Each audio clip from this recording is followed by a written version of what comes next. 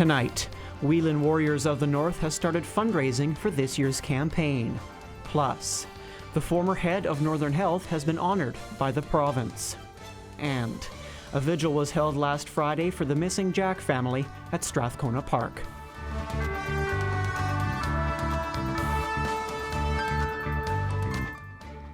Good evening and welcome to CKPG News. I'm Adam Burles. Eddie is off this week. It wasn't a case of if it would happen, but rather when. The Chilcotin River breached its banks 5 days after a massive landslide put the province on edge. And once again, officials are urging everyone to stay away and off of both the Chilcotin and Fraser Rivers. This is where the water is coming over the blockage. Though it looks like a fast and furious flow, this is not the worst case scenario, but things could change. We thought it would have broke long ago because the first few days it rose hot fast, but the last 2 days it was pretty slow. But yeah, just kept building up and building up.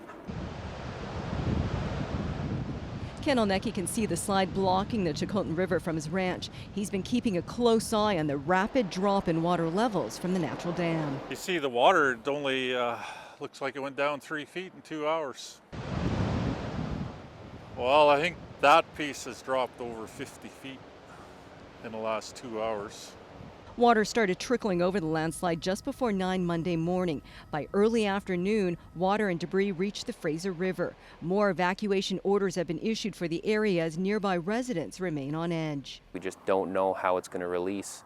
It's good to hear some of the projections that they have and some of the modeling around what happens if it all releases at once. You know, only time will tell as we move through this natural disaster. The water levels are expected to be the same as spring flooding, but the real concern is just how fast and fierce that water will make its way down to communities, carrying with it debris. I cannot underline enough how extremely unstable and dangerous the valley is right now. It is extremely unsafe to be in the landslide and surrounding areas. Now that the water has begun flowing past the natural dam, there is a risk of further landslides, both upstream and downstream of the dam. For rancher Ken Olnecki, he's used to the warning, having lived through this once before. It was a once-in-a-lifetime thing, but I've seen it twice. The former head of Northern Health has been honored by the province. Kathy Ulrich joined Northern Health in 2002 and served as Clinical Services and Chief Nursing Officer and Vice President before becoming the Chief Executive Officer in 2007. Previously, she spent many years as a nurse in rural and northern communities, and during her decades of dedicated service, she's made a meaningful difference in the lives of residents of northern British Columbia. And a Prince George man has been awarded the province's Medal of Good Citizenship. The provincial government has recognized Steve Hamilton with the Spruce City Wildlife Association for conservation and community stewardship advocacy. The medal goes to those who have made a profound impact on their communities and a positive difference in the lives of many. Hamilton is one of 18 British Columbians to receive the medal. Medal presentations ceremonies will begin in August and September. 18 days and counting before 30-plus riders head to the Lower Mainland to tuck 200 kilometers under their belts for a good cause. Cheryl Jan reports. As part of the Tour de Cure, the Wheelin Warriors of the North have been pedaling to raise funds for cancer for more than a decade, and it is quite the journey. Leading up to August 24th, because the ride starts on August 24th, we'll all be heading down to Vancouver, or specifically Cloverdale. We will congregate because many of our team members are actually, some of them live outside of Prince George, like in the Okanagan, for example, and we will all meet down there. The start line is on August 24th in Cloverdale. Day one, they will ride 100 kilometers and then another 100 the following day until they reach Hope. The Wheelin Warriors have been around for a while, and it is a commitment that lasts. I've had some friends and family affected, and it was an opportunity for me to, number one, be active within an active community, which I really enjoy, and then number two, I needed to contribute somehow because you feel helpless. As Karen says, it's not a race, it's a ride. The collection of riders is varied. According to the Canadian Cancer Foundation, half of British Columbians will face cancer at some point in their lives, and sometimes even the survivors are riders. Riding for them that's their goal. We have people really everyone in between. We have people who are coming out of treatment who are doing the ride. We have, of course, riders who are a little bit, have a stronger skill set, like I call them elite riders. But so it is a ride, not a race. It's for everybody. The group has raised some funds this year already, but without the annual gala, it can be a challenge. But the community always steps up. We have a really good reputation in the community, and people are often looking for an opportunity to give to our cause. They believe in what we're doing, and they believe in us, and they want to support us. They know how hard the training is, and so they feel like they've got to do something to help us out, because 200 kilometers in 2 days is a lot. The Wheelin Warriors have raised $1.7 million to date, and they have a goal in mind. We have to have hit 1.8 million for sure, because right now, present day 2024 team has raised $111,000. So we're really coming in close to that 2 million in the next bit. Our goal for this year's ride is $150,000. Between Karen and Shannon alone, they hope to raise $7,500. Cheryl Jan, CKPG News. A notable group of locals are taking some time to raise funds for those who have been impacted by the Jasper wildfires. The Knox Performance Center will be the site of a comedy show Thursday night to raise money for Jasper evacuees. It is going to include myself, Moana C. Longo, Steph St. Laurent, Shannon Street, Dale Erstein, Sarah Jones, Virginia O'Dine, Mike McGuire, who kind of organized everything, Devin Flynn, Diane Hewitt, a.k.a. Dianimal, is what she likes to go by, and Sam Bennison, who I believe is a reporter for CKPG, so they will also be on there.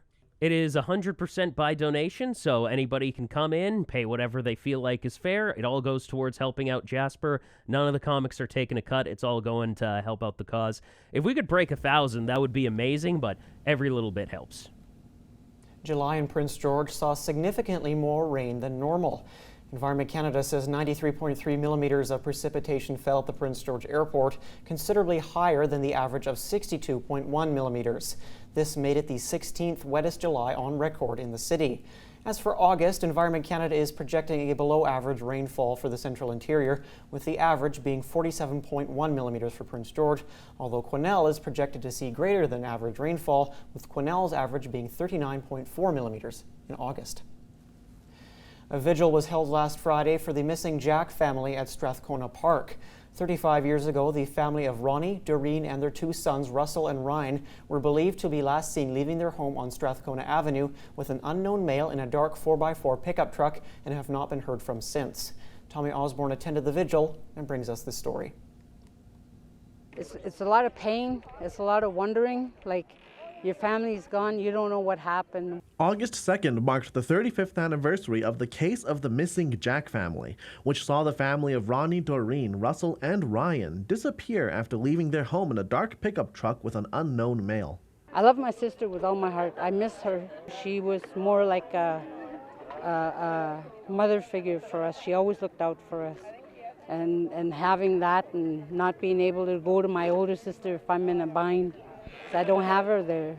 A vigil was held on August 2nd to show support for the Jack family and also raise awareness about the investigation, as it's still ongoing. It's so important to come to these events and let people know that we are dedicated to the case. We have investigators in place, but we really need the help of the community and the public. I'm not giving up. I'm not stopping, and I'm not going away. I'm going to be here. Marlene's continued investigation has led to more information, as she said she knows more of the situation and she's continuing to work with the RCMP to find answers. There's so many stories that I've heard through the years that it was painful to listen to, but it's told anyways. So in June when I was here, I did a private search on my own, and I found out a lot of other stuff that I didn't know about the investigations. We have a beautiful family with equally beautiful young boys that have gone missing. And, just to bring that community awareness and the importance of this, and just how incredible it is that a whole family in their vehicle can disappear off the face of the earth. The vigil saw a strong turnout, with many family, friends, community members, and organizations all showing their support for the continued investigation and the Jack family. We all need to work together and as a collective to help bring the family home, and so that there is closure. This was the first vigil that was held for the Jack family, but Prince said there is strong interest in making this an annual event until answers are found. Tommy Osborne, CKPG News. One local business is selling scarves for a cause. Scars for Hope puts a portion of all of its proceeds towards the Hope International Development Agency, which works to bring clean water to Kensho, Ethiopia. After traveling to Ethiopia to see the situation herself in 2017, Scars for Hope owner Ricky Patterson says she wanted to do what she could to help, so she took her love of crocheting and started selling scarves. Since then, more than $10,000 has been raised for several projects, bringing easily accessible clean drinking water. While the need for clean drinking water is obvious, Patterson adds having it being easily accessible brings other huge benefits to community as well. It helps them to, obviously they have clean drinking water, so they don't have to spend the time walking in the hot sun and carrying heavy water for several kilometers a day to collect dirty water that's just going to make them sick. And when they free up that time, then the girls can go to school and the women can spend their time making an income for their own families. While Prince George has been lucky in terms of wildfire smoke, there are still over 300 fires burning across the province, and it's important to take precautions. But how can you tell when to head inside? Sam Benison has more on this week's To Your Health. And now To Your Health, brought to you by Hard Drugs, 3rd Avenue Pharmacy, and the Phoenix Pharmacy. With hundreds of fires burning across the province, wildfire season is unfortunately in full swing. The smoke from fires can be hazardous to your health. But where can you go to check whether or not the smoke is at dangerous levels? The best location is to go to the BC Air Quality Map. It's a government map that we put out that provides information on what concentrations of pollutants are across the province. And it also is where you can get advisories for different communities and warnings for different communities across the province. Well, the BC Air Quality Index is a great tool for checking smoke levels. If you're not near service, listen to your senses. Once the air quality starts to get to that moderate level, that's when the human nose can sort of start to detect smoke. So once you can start smelling smoke that you're probably at moderate or higher. Moderate smoke means at-risk people with heart or breathing problems should reduce their strenuous activity and to head indoors if they are experiencing symptoms like coughing.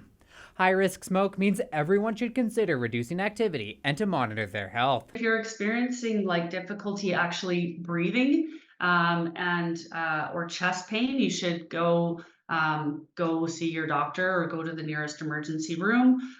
You can, if you're experiencing more milder symptoms that aren't so concerning as that, the best advice is to really, in terms of avoiding outcomes from poor air quality, is to find good quality air indoors. As for when the smoke ends, Gavin notes we are not out of the woods yet because they're burning and could be until fall. In the longer term, it's typical for our BC fire season to stretch into September or October. So we anticipate smoke being generated from fires until at least that time. Sam Benison, CKPG News. To Your Health, brought to you by Hard Drugs, 3rd Avenue Pharmacy, and the Phoenix Pharmacy. The lowest gas price in Prince George is $1.69.9 per litre at SuperSave. The lowest gas price in BC right now is in Chetwynd at $1.62.9 per litre. Manitoba currently has the lowest gas prices in the country on average at $1.51.6 per litre. Meanwhile, BC has an average price of $1.76.9 per litre. CKPG Sports is delivered by Domino's. Join the Domino's Lunch Club with 25% off all regular price pizzas every day. Visit domino's.ca to join the club. The Prince George Kodiaks played their 3rd game of the season in the BC Football Conference on Saturday, but were outmatched in the Lower Mainland, falling to the Langley Rams. And it was a struggle for the Kodiaks, failing to get anything going while the Rams scored 2 touchdowns in both the first and second quarters. The Kodiaks would get on the board in the final quarter of the game as Quinn Newcomb connected with Jordan Brady Williams for a short touchdown. 42-7 was the final score, and Prince George dropped to 1-2 on the season, while Langley improved to 1-1. The Kodiaks will play host to the Valley Huskers on Saturday, August 10th, a 6 p.m. start at Massage Place Stadium. Good evening again. We're in for a nice forecast. It's not really going to be anything but sunny as we move through the week, primarily anyway. We might have a few clouds drifting in and out, but otherwise it looks pretty good. Lots of clear sky across the board. We'll jump into the futurecast showing really not a whole lot of any major disturbances. We do have some instability to the east of us in through parts of Alberta, but otherwise it is going to be a hot one as we move through the week. So we're going to start to see a gradual build in heat again as we get later into the week. So just keeping that in mind and finding ways to stay cool. But today was a touch cooler. Tomorrow will be the same. 25 will be our high for the day tomorrow. So again, we'll see temperatures getting into the upper 20s and even into the 30-degree range as we move into Thursday, Friday, and for some of the weekend. Up in the Peace, Fort St. John, we're looking at 24 degrees for your high tomorrow. Local smoke still in the forecast up in the Peace, and for us here in Prince George, 31 Kamloops, similar to that down through Kelowna. We've got lots of hot weather continuing throughout much of the interior parts of the province. Down through the south coast, looking good, 27 degrees. It was mainly cloudy there today in Vancouver, but otherwise you will see some sunshine returning. 26 Vanderhoof, topping out at about 28 in Burns Lake, so already seeing a jump in temperatures there. The same down through Quesnel and McBride into the upper 20s is where we'll see those temperatures landing over the next few days. It will be a little bit showery once again, maybe not quite as much as today and through Edmonton. Regina looking good. We're seeing most of that instability pushing off over towards Winnipeg for the day tomorrow, 21 degrees, so a little bit cooler, wet and rainy. 24 Montreal. We're seeing temperatures quite nice into the low 20s over towards the Maritimes. It was a bit rainy there today, so getting a slight break into your day tomorrow. Lovely sunshine is a great way to sum up the later part of our week, and really it is going to be very, very pleasant as we get into our Wednesday. And then, as I mentioned, we start to see more of that hot air pushing up into the later part of the week. So it is continuing to be a pretty warm one as we move through much of the month of August. Burns Lake, 6 degrees, clear skies for you tonight. You're up to 28 tomorrow, as we showed you earlier in the map, and then even warmer than that for Thursday, Friday, even holding into 28-degree range for Saturday. So a very warm or even hot forecast moving through much of the week. Mackenzie, clear tonight, 8 degrees will be the overnight low. 25 tomorrow, very nice tomorrow. In fact, quite pleasant out there at 25. Sunshine and 28 though Thursday, Friday, and even warmer than that or hotter than that going into your Saturday. McBride will see partly cloudy skies tonight and lows of 7. We're up to 27 for the day tomorrow. Overnight lows aren't too bad. They're down to the single digits, so you are getting a reprieve from the heat as we move through the week through the overnight periods. Passing shower is possible for Friday, but otherwise a dry and hot forecast for sure. 27 Quesnel tomorrow. Very pleasant forecast for you. Up to 30 though by Friday, so heating up as the days go on. And here in Prince George, we're seeing lows of about 8 and 9 over the next few days. The lows get a little warmer as we move into the weekend. You can see there at 12 degrees, but that is because we're seeing that build in heat as the days go on. 25 tomorrow, though, very pleasant and sunny for our day tomorrow. Mainly sunny Thursday, Friday, Saturday, and that's when we'll see the hottest temperatures of the week. CKPG Sports is delivered by Domino's. Join the Domino's Lunch Club with 25% off all regular price pizzas every day. Visit domino's.ca to join the club. Well, it was another golden day for Canada at the Summer Olympics in Paris. 25-year-old Cameron Rogers from Richmond, BC won gold in the women's hammer throw and is the first Canadian to win a medal in the event. Her 76.97-meter throw was good for the top prize and joins fellow BC native Ethan Katzberg, who won gold in the hammer throw on Sunday. In terms of medals, Canada currently sits in 11th, 6 gold, 4 silver, and 8 bronze, and the Americans are still on top at 86 medals in total, 24 of them at gold. With the NFL now officially in the preseason and the regular season just a month away, this CKP3 highlights some of the CKPG crew's favorite teams and the top place of last year.